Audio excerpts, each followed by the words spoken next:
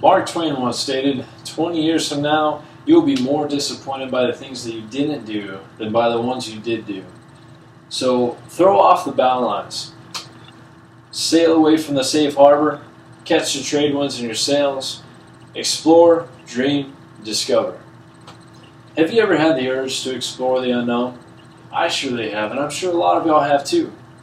Today, I'll take you along one of the most interesting journeys I've had in my time in the Air Force, traveling to Papua New Guinea. In sharing this story, I hope shed some light on how important a first impression can be and how that can affect your experience.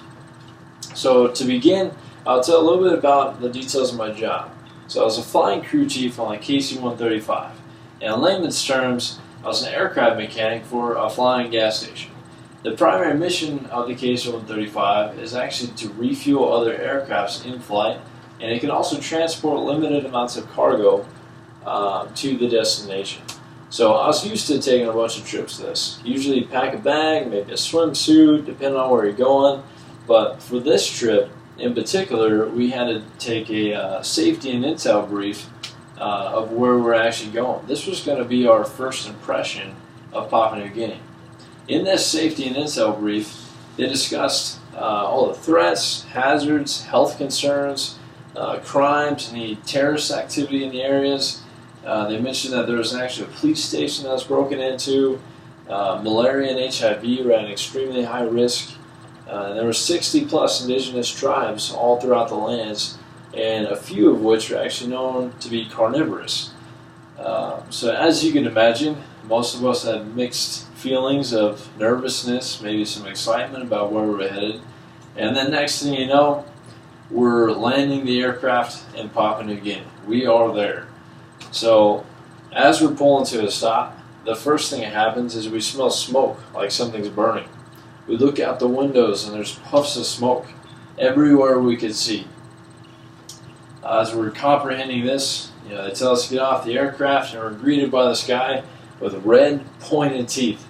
And that instantly put me back to that safety brief for the carnivorous tribes, and I was a little nervous. So after that, we hop in the shuttle.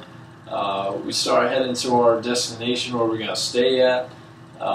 We get there, and we're unloading, and we're greeted by two guardsmen with shotguns standing at the doors. So alright, we head on in, and we're all checking into this place where we're going to stay at, and start handing us pamphlets of it's a hiking trip, a canoeing trip, and sightseeing and tourism. And after that safety brief, there was no way any of us were taking that. So we were basically headed straight to our rooms, and that was it. So we all did that, and we're actually only there for one night. It was a relatively short trip, so we spent the night, and the next thing you know, we're back on the jet, headed back for home. After that, I didn't really think too much about the experience I had. I was happy to make it out in one piece. It wasn't until I met a few friends in Texas that are from Papua New Guinea, and naturally, we started talking about these experiences, and they explained a lot to me. They said the red teeth, that's actually from betel nut. People chew on that over there. It's a native nut over there, and it's kind of like chewing tobacco. So it dyes their teeth red. All the wildfires are actually like controlled wildfires, and they managed, all the plant life and shrubbery and things like that. And as far as the crime rates and stuff, basically they're saying there's bad neighborhoods, and it's just like any other big city or any other area. You stay away from the bad neighborhoods.